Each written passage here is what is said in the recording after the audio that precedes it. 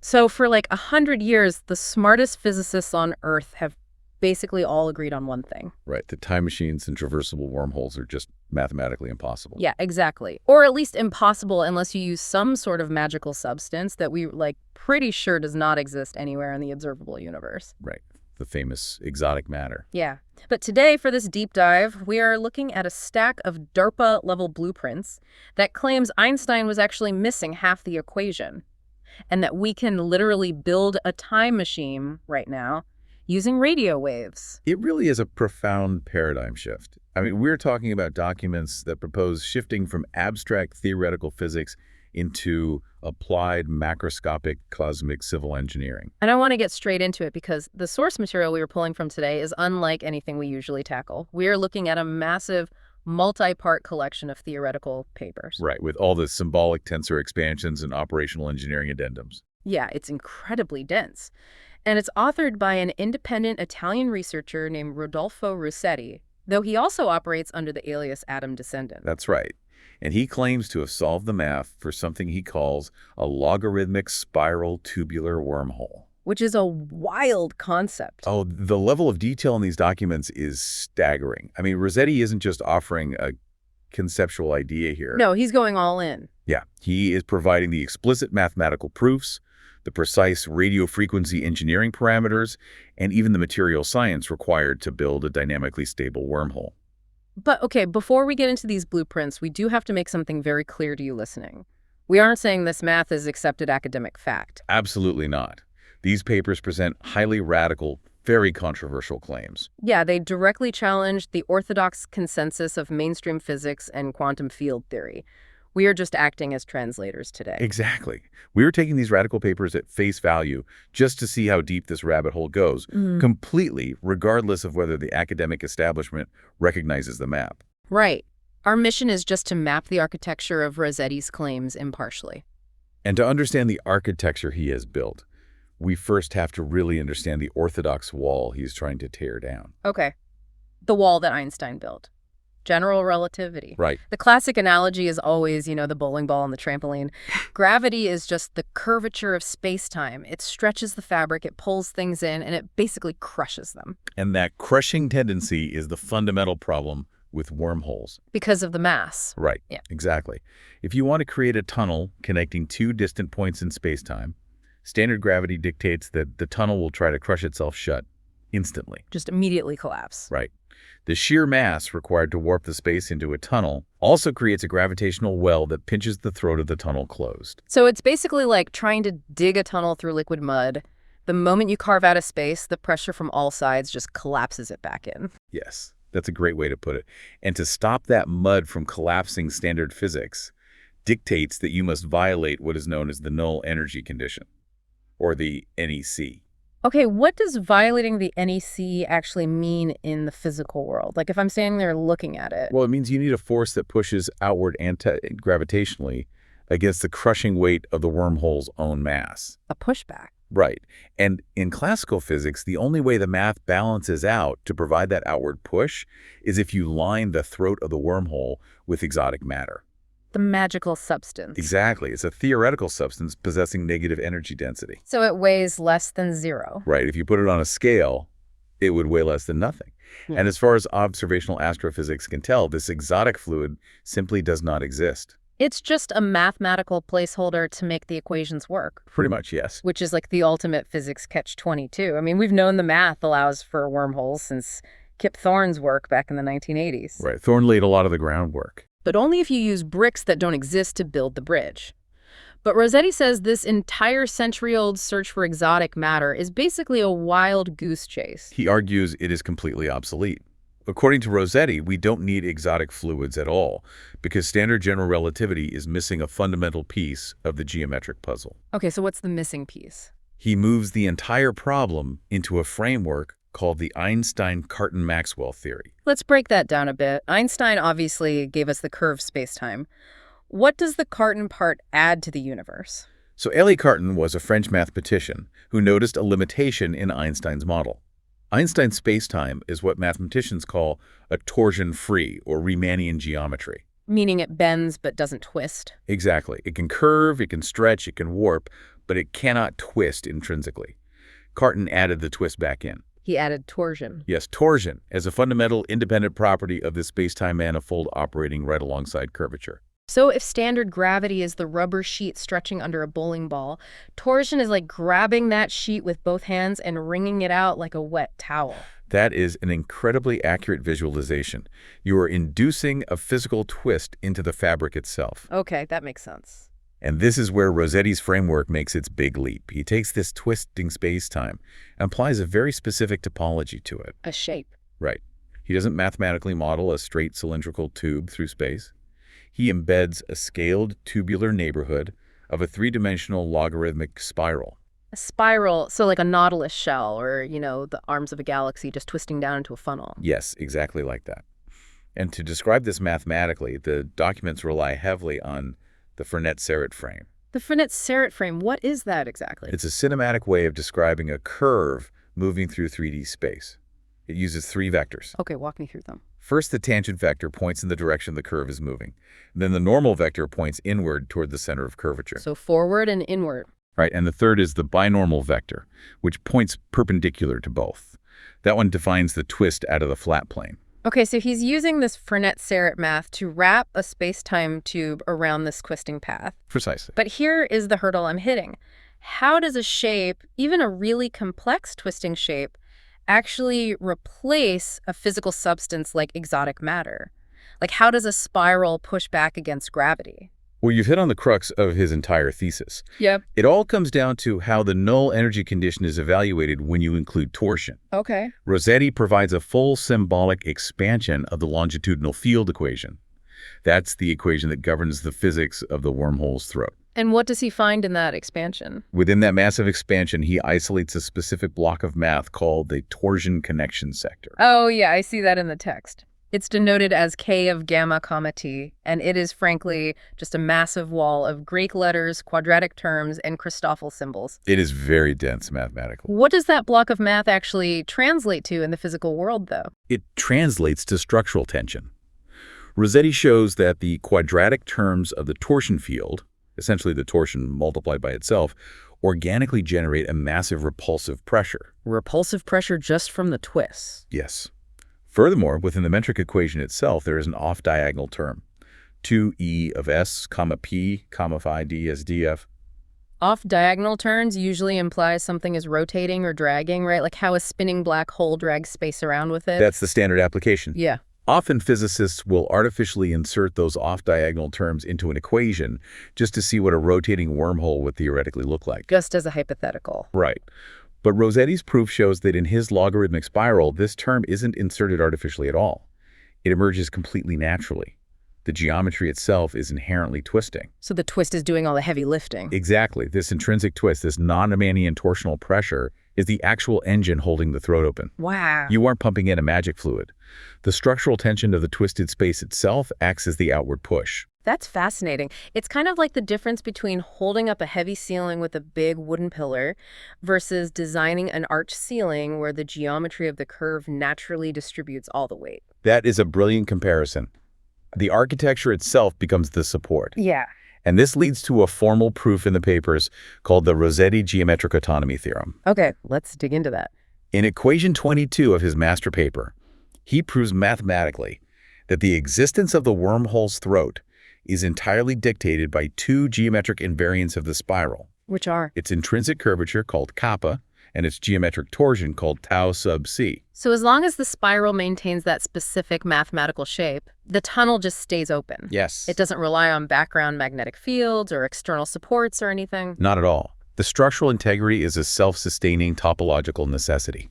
Because the spiral twists the exact way it does, the throat must exist. It just cannot collapse under standard gravitational pressure. But, okay, that brings up the other massive logical flaw with wormholes. Even if you manage to open the door, standard physics says these tunnels are incredibly fragile, like comically fragile. You are referring to the pinch-off instability. Yes, exactly.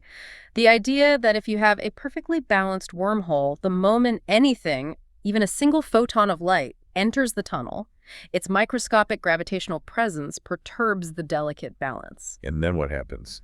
Well, the whole tunnel collapses at the speed of light before the photon can even make it halfway through. Right, it pinches off entirely. So if standard gravity makes these things impossibly unstable, how on earth does a logarithmic spiral survive being touched? Well, Rossetti claims to have the definitive solution to that exact stability problem. He details it in what he calls the Torsion Shield Theorem. The Torsion Shield Theorem. Yes. To prove it, he abandons standard classical stability analysis and sets up what he calls the radial master equation. Which describes what happens when you poke the side of the wormhole, basically, like radially perturbing the throat. Yes, essentially. He sets up an equation akin to the Schrödinger equation in quantum mechanics to analyze these radial fluctuations. Okay. And the most important variable in this equation is the effective potential, or VF.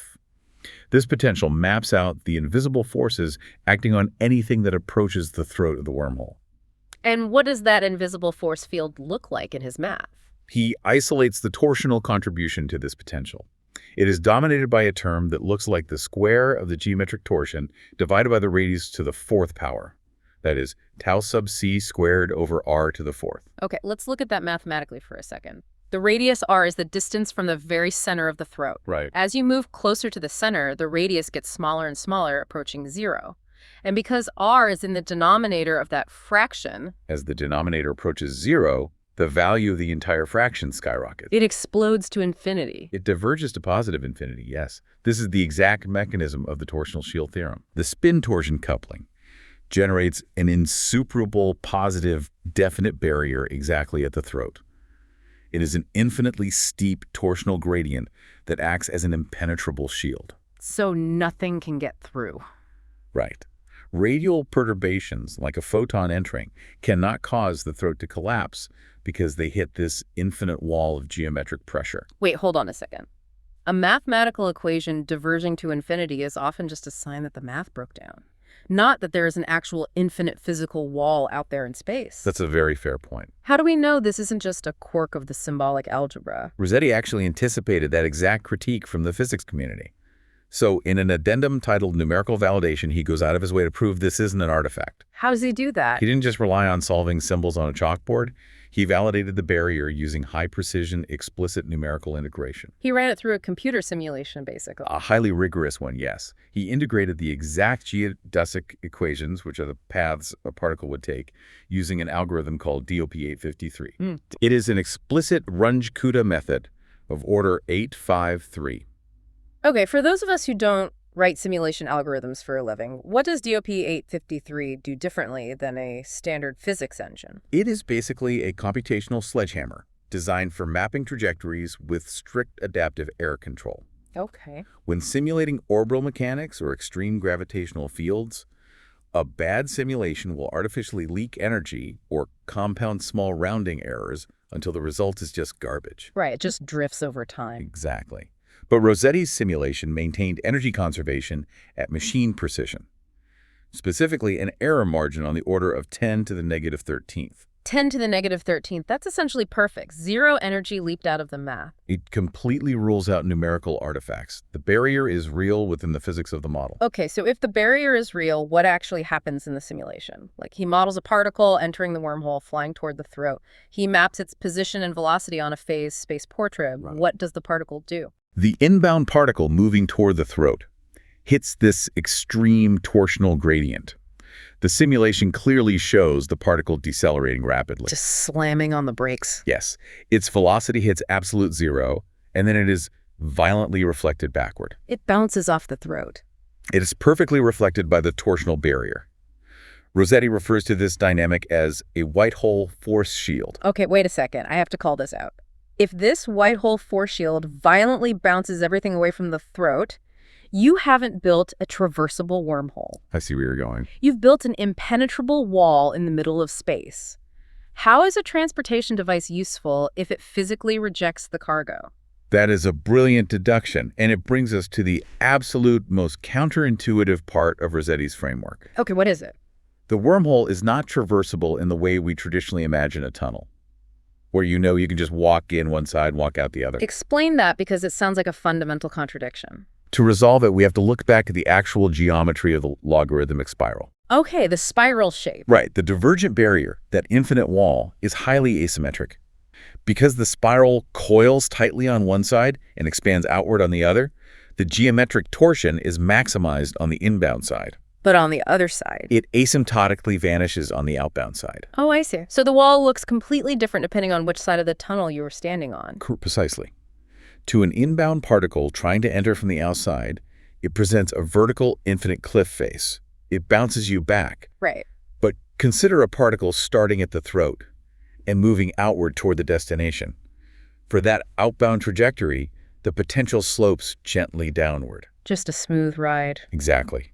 The particle experiences a monotonically decreasing potential. It simply slides down the hill and escapes easily to spatial infinity. You can leave the throat, but you can't enter it. It is literally a one-way street. Rossetti formally terms this the chronological diode. Like in electronics. Yes.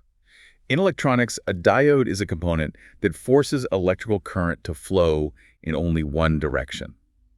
This wormhole operates exactly the same way, but for spacetime. So let me paint a picture. If I build this transmitter on Earth and aim it at Mars, I send a payload through. Okay. It pops out at Mars safely because from the perspective of the throat, it is on an outbound trajectory sliding down that gentle slope. Yes, it slides right out. But once it's at Mars, it can never come back through that same spiral because now it's facing the infinite cliff wall. You are completely causally isolated from the return path.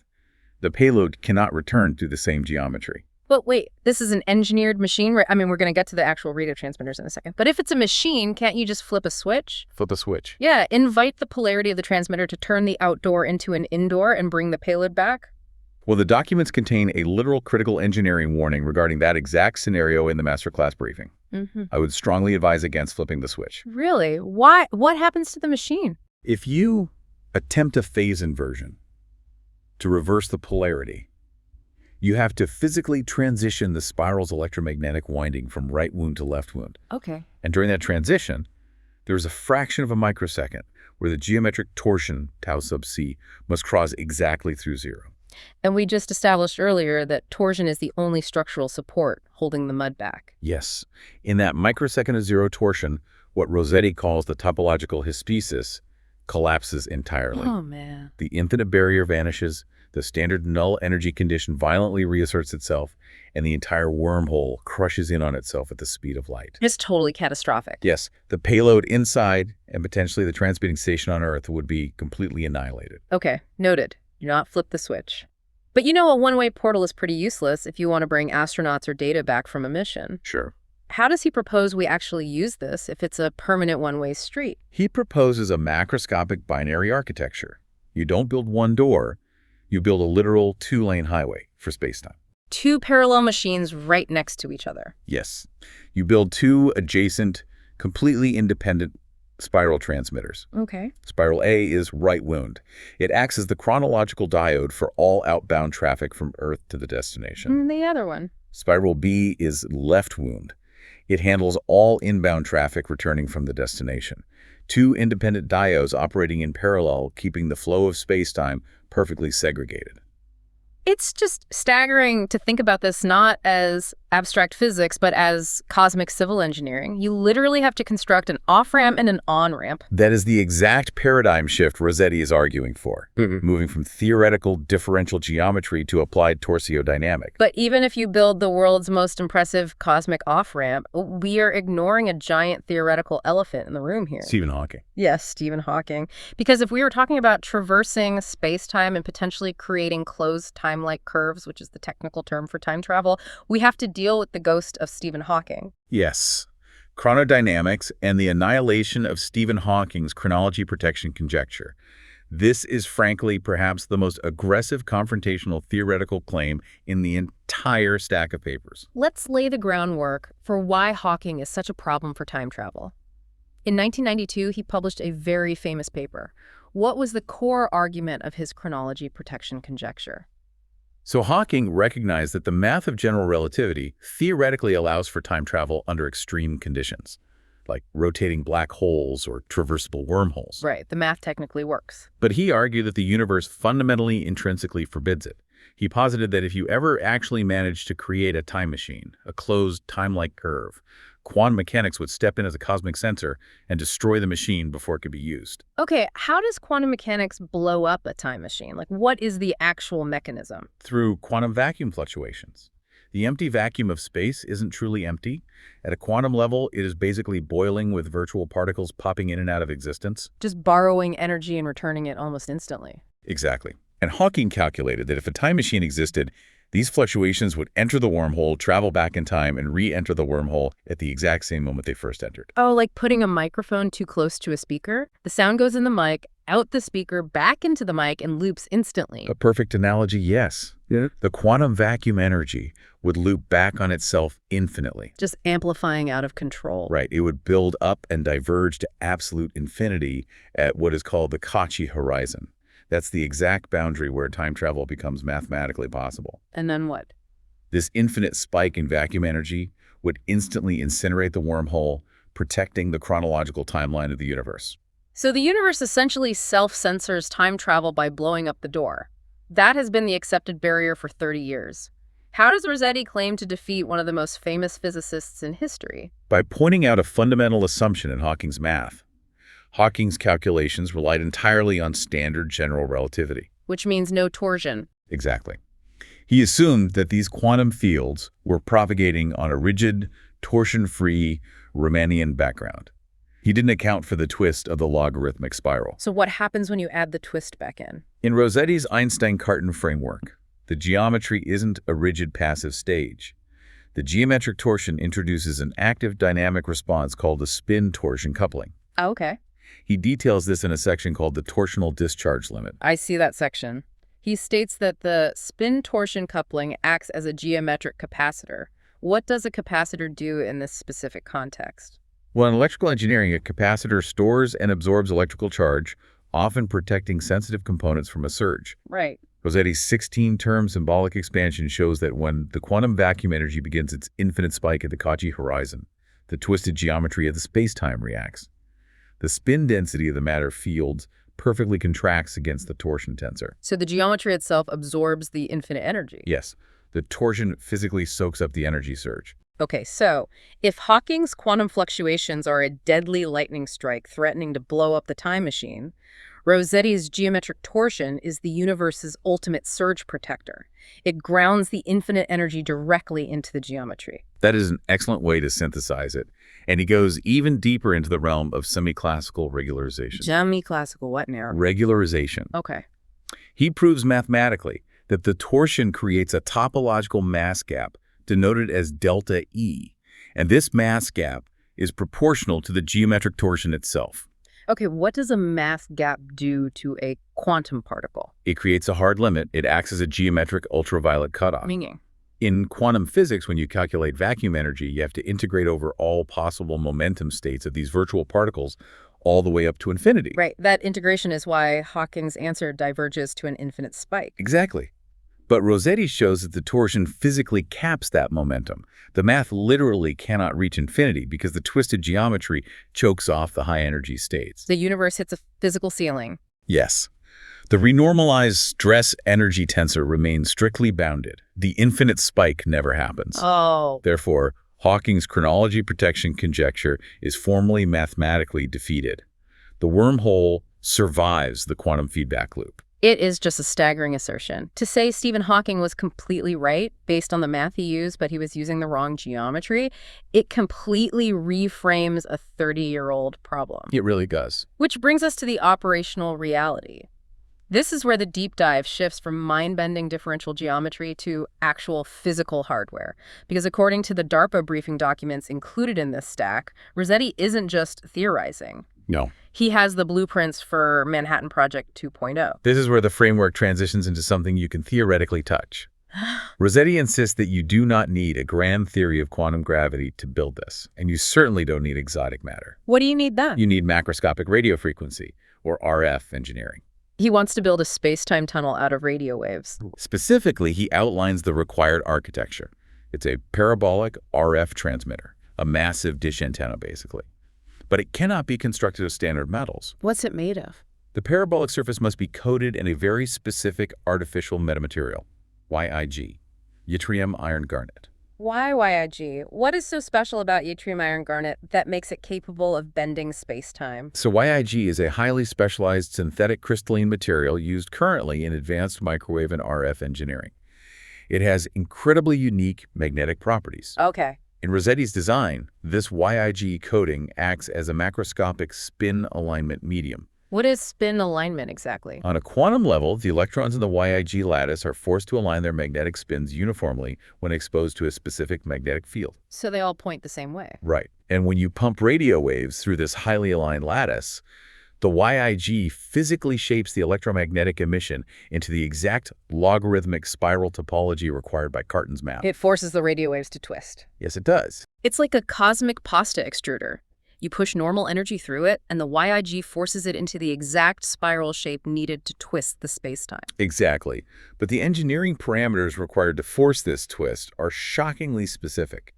The documents state that this parabolic system must be pumped with exactly 500 megawatts of continuous wave RF power. Okay, let me stop you right there. 500 megawatts. That is the output of a medium-sized nuclear power plant.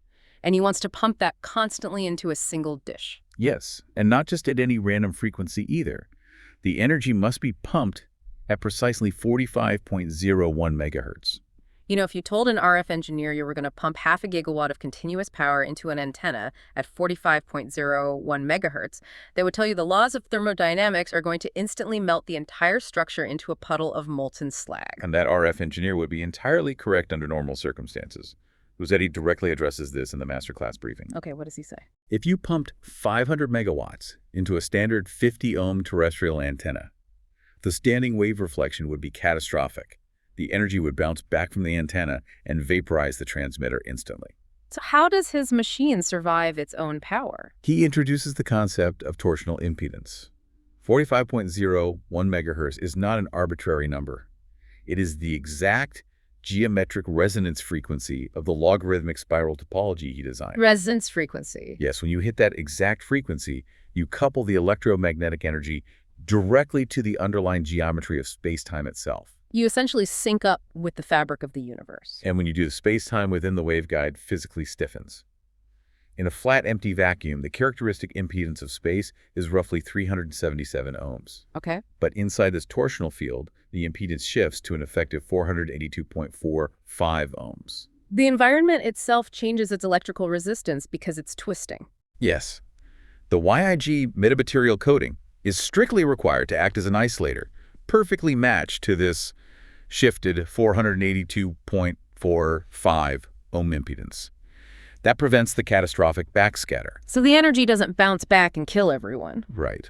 And because you are hitting the exact resonant frequency, the system leverages what he calls geometric amplification. How does that work? Does the machine somehow create more energy than you put in? No, it leverages the inherent tension of the geometry. He calculates the amplification factor to be roughly 10 to the power of 40.5. 10 to the power of 40. That is a 1 followed by 40 zeros. That's absurd. To quote Rossetti directly from the briefing, we are not using 500 megawatts to dig through space-time with brute force. We are inputting energy at the exact resonant frequency of the topology. The geometry itself resonating multiplies the effect. So he's using resonance to shatter space-time the way an opera singer uses a specific resonant frequency to shatter a wine glass. You don't need to hit the glass with a hammer if you can find the exact right pitch to make it tear itself apart.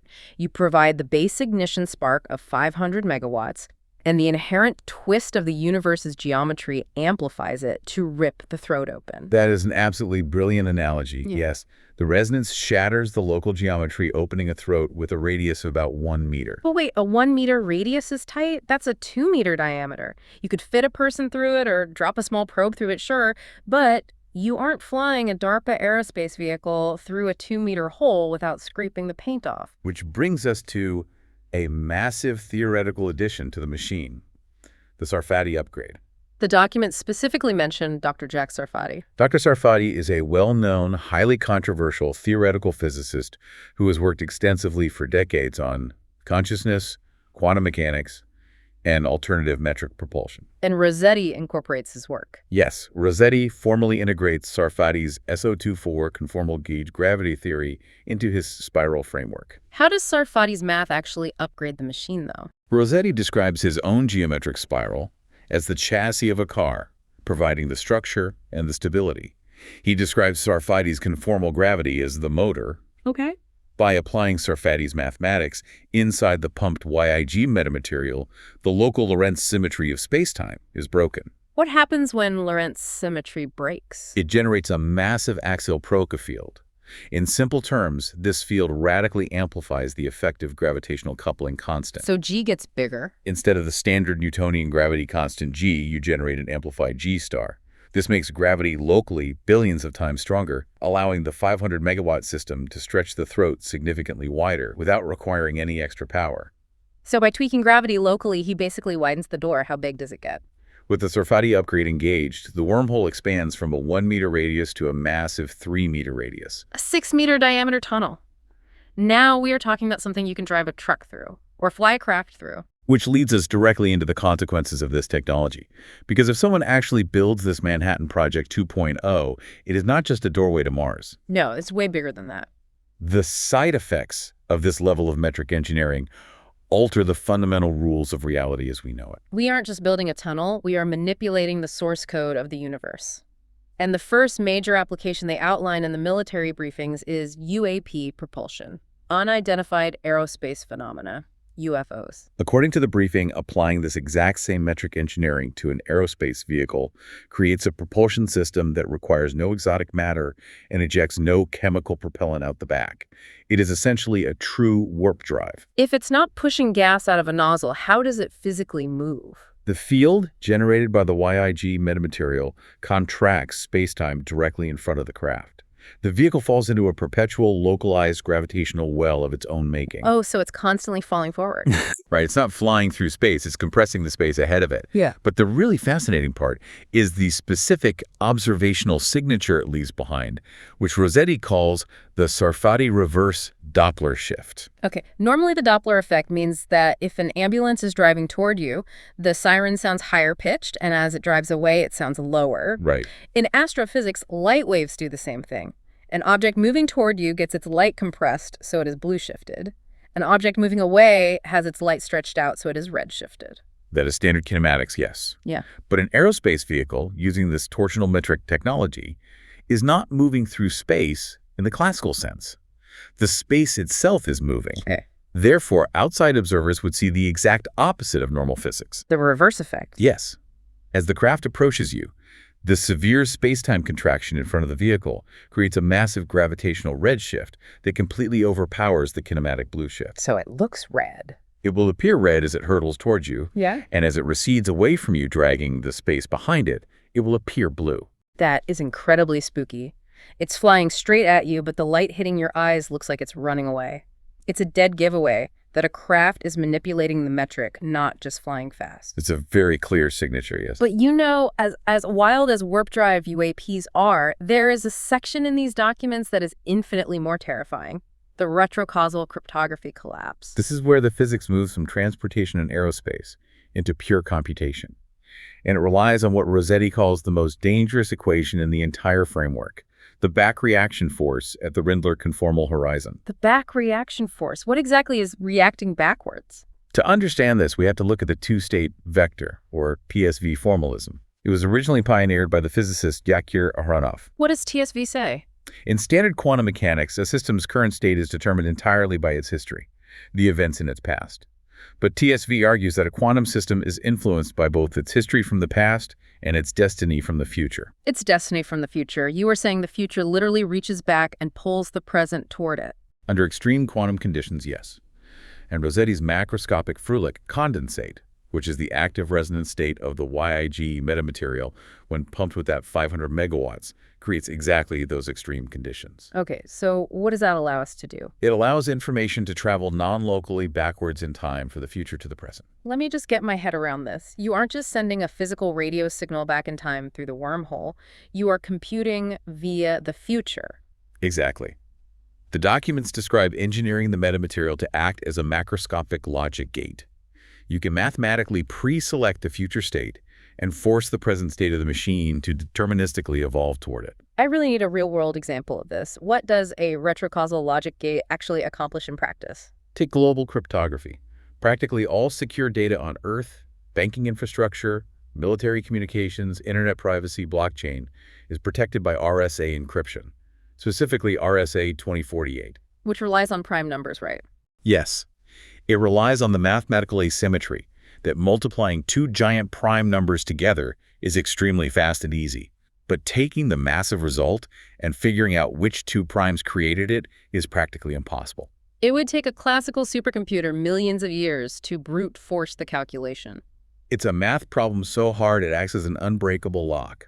But with a retrocausal logic gate, you don't calculate the answer. What do? You program the metamaterial machine to retrieve the solved state from a point in the future where the answer is theoretically already known. Oh, wow. The future state, the solved prime factors, exerts a physical back reaction force that forces the present state of the metamaterial to output the correct numbers instantly. It just bypasses the calculation entirely. You don't pick the lock, you pull the open lock from tomorrow into today. The immediate end of all secrets. The total collapse of global cryptography. Present and future. Because if you can pull the answer from tomorrow, no code, no firewall, no encryption standard can ever be secure again. That is a terrifying strategic weapon. It is the ultimate informational advantage, which entirely explains why the operational briefing is formatted as a presentation for DARPA and military leadership. If one nation possesses a retrocausal logic gate, they possess the keys to every digital lock on Earth. So let's pull all of this together. We have just traversed an unbelievable landscape of theoretical physics, from replacing the impossible magic of exotic matter with the twisting logarithmic geometry of Cartan's torsion, to engineering an asymmetric torsional shield that violently reflects inbound matter, creating a one-way chronological diode, to mathematically defeating Stephen Hawking's chronology protection conjecture by using the twisted spacetime as a geometric surge protector against infinite quantum feedback. and finally translating all of that highly abstract differential geometry into 500 megawatt 45.01 megahertz YIG coded parabolic transmitters that don't just bridge spacetime, but collapse causality itself, breaking RSA encryption by downloading the answers from tomorrow. It is a staggering framework. And again, as we wrap up this deep dive, we have to remind you listening. While the math, the tensorial expansions, and the strict engineering parameters presented in Rossetti's papers are wildly detailed and fiercely defended against academic orthodoxy, they remain an unverified, highly radical theoretical framework. We have been looking at a complex blueprint. Whether the natural universe allows this blueprint to be physically constructed remains the ultimate question. The mainstream physics establishment would argue strongly that it does not. Rossetti argues with equal mathematical ferocity that it does. But I want to leave you with one final unsettling question to mull over. Something that builds on everything we've just discussed regarding Aharonov's two-state vector formalism and back reaction forces. Okay. If Rossetti's equations on retrocausality are correct, if a machine built with this metamaterial technology can truly pull solved information from the future back into the present, is it possible that a theoretical framework this complex, this mathematically perfect, wasn't actually invented by Rodolfo Rossetti in 2026? That is a chilling paradox to consider. What if the math for the time machine was simply retrieved from a future where it had already been built? The ultimate bootstrap paradox. The mathematics causing its own discovery. It is a fascinating, perfectly closed loop. Thank you for joining us on this intense exploration of the absolute limits of theoretical physics. Until next time, keep questioning the geometry of the reality around you.